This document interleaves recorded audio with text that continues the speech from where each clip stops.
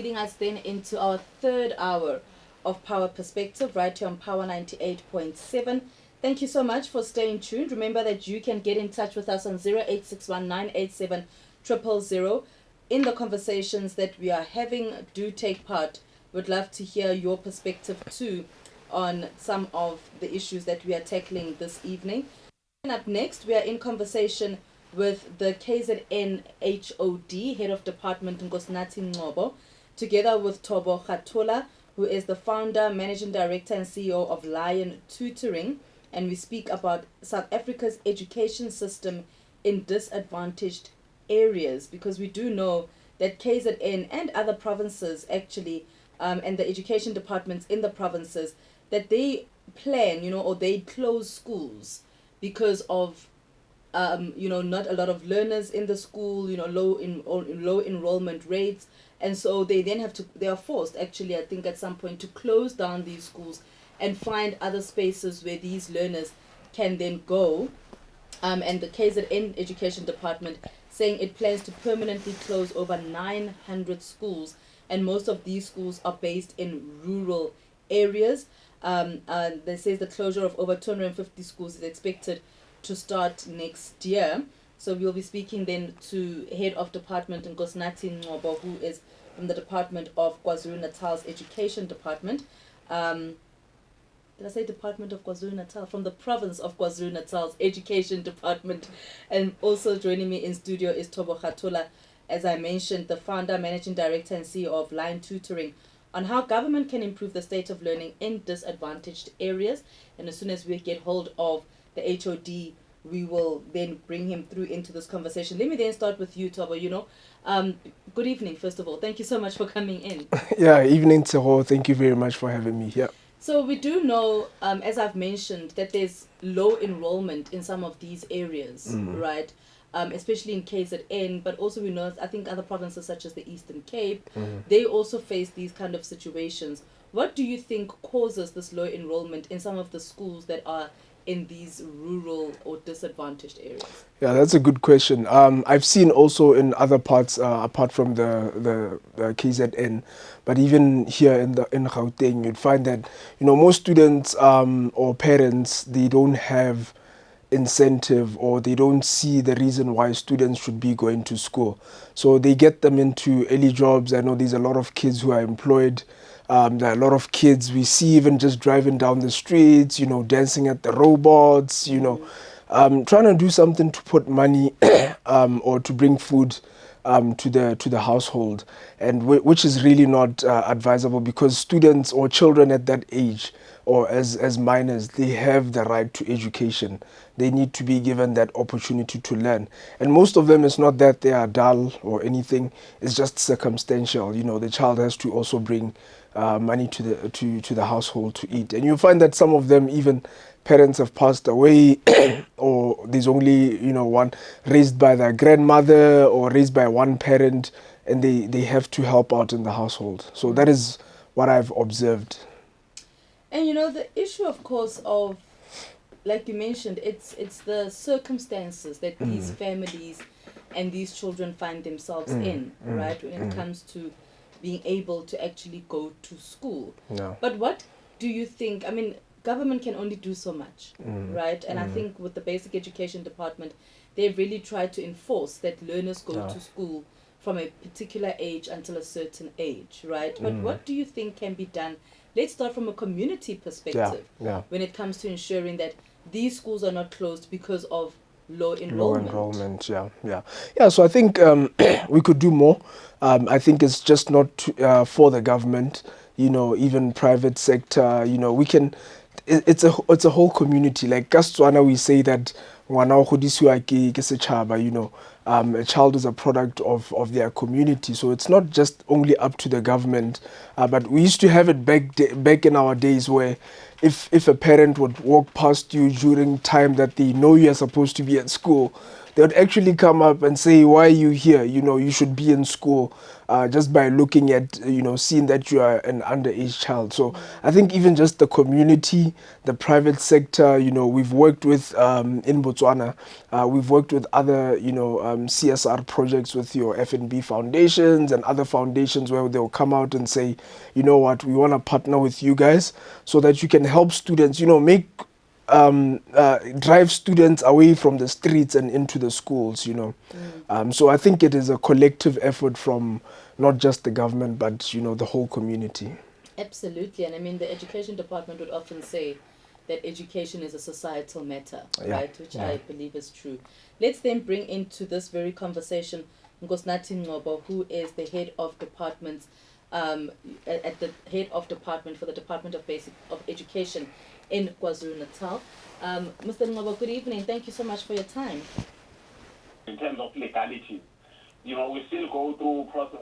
Consulting the parents. It's essentially informing them that school now has zero, and we get their comment. But those are schools that were closed, naturally, because now the learner enrollment has dropped up to zero.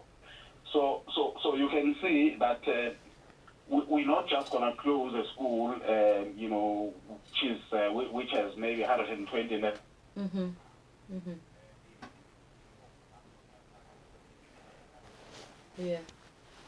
Actually, we'll come to that because I do want to find out, what happens to the learners, but also what happens to these schools. And in studio with us, Mr. Ngobo, is Thobo Khathola.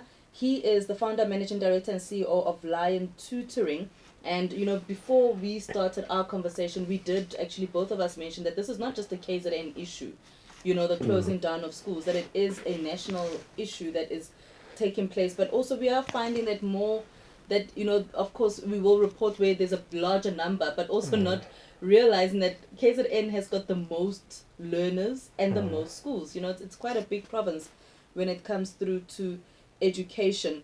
When you listen to what the HOD has had to say, the reasons for the low enrollment, but also the plans that they have, going forward, it's a 5-year plan. Again, for you, what comes to mind as to how these learners can actually be assisted, but also to ensure that the enrollment does pick up? Yeah. I think, Rengobo, thank you for being on this panel with me.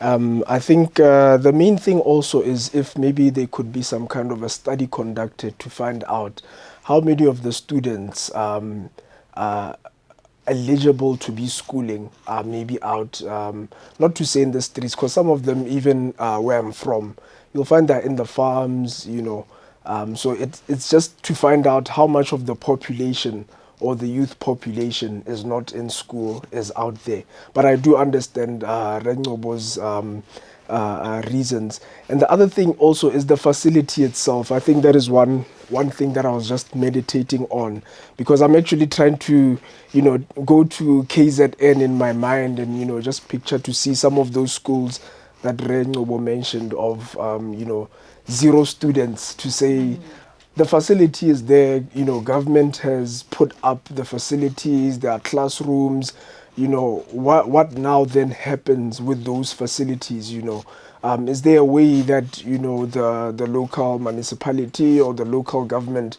could come up and say, how are we going to use this facility? Because it's a schooling facility, it's not like just a building.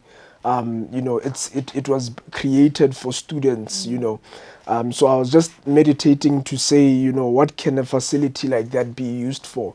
Perhaps, there are maybe some learners, not even just primary school learners, maybe they could be adults who want to come back to school and, upgrade themselves. So I was just meditating and thinking of if the government could also work with the private sector, that I'm sure there are some tutoring companies in KZN, young people like myself who might even need to use those facilities or who would rent out facilities for exorbitant fees.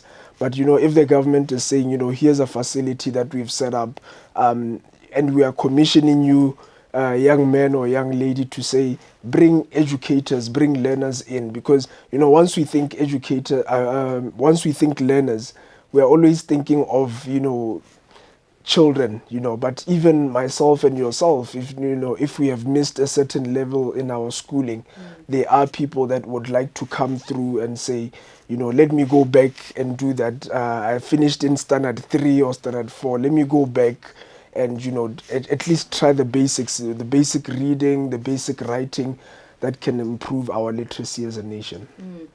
And that is an important point, that we're hearing from Thobo, because what happens then to these schools when once they get closed? What is the plan from the department side? Are they going to be like learning centers, perhaps, like you hear from Thobo, perhaps using them for tutoring centers? Are the plans in place like that? Which is very important, of course. Mr. Ngobo, who is the HOD at the Department of Education in KZN. Thobo is in studio as well, founder and managing director of and CEO of Lion Tutoring. And I have to ask you, Thobo, right, you hear from what Mr. Ngobo says that they consult with parents. And this is mostly, of course, in the rural, and I'm putting rural in inverted commas, because I don't think we have a proper definition of rural areas.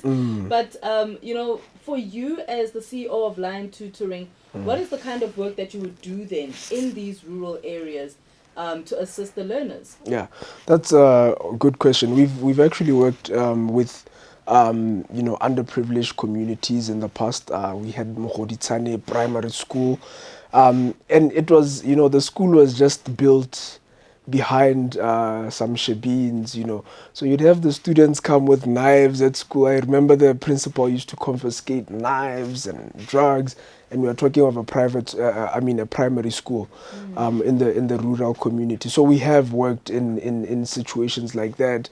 We've had the government, transport our tutors to such communities, because you find if our tutors are maybe located in an urban area, and the school is maybe a few kilometers away, the government will obviously bring a few of their transportation, take our tutors there. Then we would obviously even get into the community. There are times where students would be preparing for their year-end exams, and the community will come out. A parent will take out a cow, another parent a goat. They will slaughter the goats.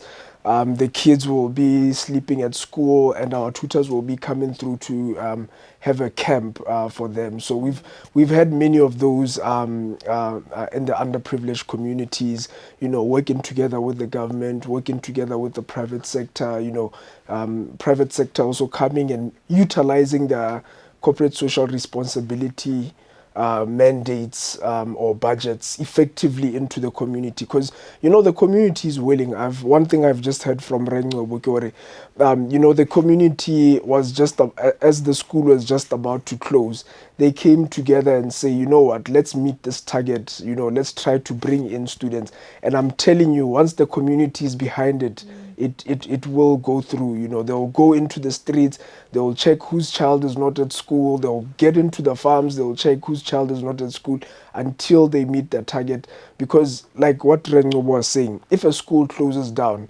and my child was walking maybe 2 or 3 kilometers to get to the school, now they have to walk a bigger distance.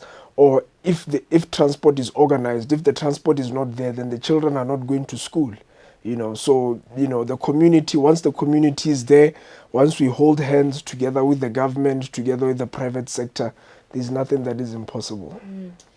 And HOD, and I'm going to come back to you, Thobo, because I really want to get more information about the work that you do as Lion Tutoring. But HOD, you mentioned Nongoma, right? And I've been to that area, and it was interesting to see the community, even parents and teachers, almost about to take blows at each other because of certain, disagreements that were happening, and they weren't happy with a particular principal that had been appointed or the acting principal and so forth. And politics also plays a role, right, in some of the situations that we see in our schools. But you had mentioned Nongoma, HOD. So I'd like for you to talk to us about the schools that were burned down this week, and the home of the recently appointed principal, whose home has been burned down as well. Do we know what's happening there? But just to give you context about the school that I had visited, it is Nongmoyi Primary School in Nongoma, and it was quite an interesting and tense situation there. But do we know first of all what's happening with the burning down of the principal's home and also the schools that were burned down? But what is the situation like now if you know HOD at Nongmoyi Primary?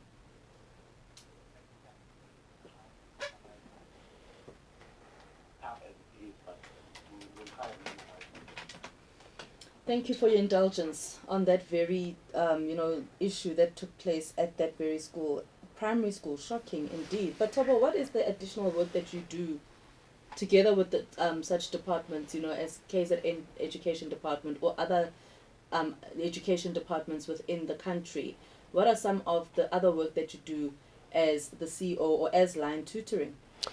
So I think just in community engagement, we really want to get our hands dirty, come into the community and also just find out why is it that the community is so angry at teachers. Kind of teachers, like you were saying, they're taking care of our children. So the way that we also address, our dissatisfaction, it's mapping a way for our for our children. If mama can go to the school and start shouting and throw a, I don't know what they use to burn the schools, but if as a child I know that my parent can do that, children pick up or they learn from our actions. So I think it would really be nice to get into that community and really find out, what is the problem. Because changing teachers, also frequently can come at the demise of the students. It's not like a soccer team where if the coach is not performing, we just say remove the coach and then next week another coach, next week another coach. Students actually get to bond with their teachers. I mean, even you right now, if you think of your primary school days, you can almost remember every teacher that took you from, grade R all the way to standard 7 or whatever the case may be. So I think also just community engagement, come into the community, find out exactly what are the problems, because you'll find that it's something really small that if the community and also even us, if the community is not happy with the pass grades or with the pass marks, it's just the issue of coming down and say, give us targets, let's see, like even in the past projects that we've done, we sat down together with the community leader, with the Khosi or with the ward man. We sat together with the school, the principal, with the teachers, the HODs. Then they said, we're commissioning you to take the school, but our pass rate is below 50%. We need you to get it up at least to 60% within 3 marks and hopefully over 70%. And with those kind of KPIs, those kind of, the whole community, because whatever it is that we need, we'll tell the community that, a month before the exams, we want you to bring your children. They would bring their children.